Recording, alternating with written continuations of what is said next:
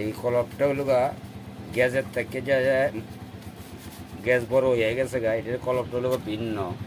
এটার কলপটা দিতে হবে ভিন্নভাবে। আপনারা লক্ষ্য করে দেখেন, এরুবিরি দিয়া টিস্যু দিয়া মুছতে হবে। মুছিয়া এটার মধ্যে একটু হালকা দিতে হবে। দেওয়ার পর এটা এখানে রেখে দিবে।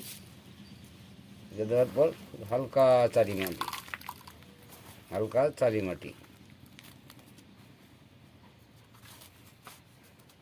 কাঁচালি মাটি, একটু রসুনের পানি দিয়া আবার আমরা সেচ দিয়ে দিলাম।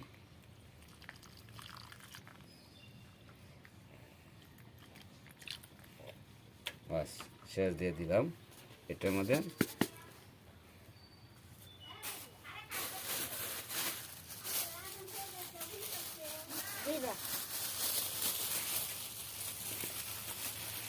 কানা হচ্ছে না।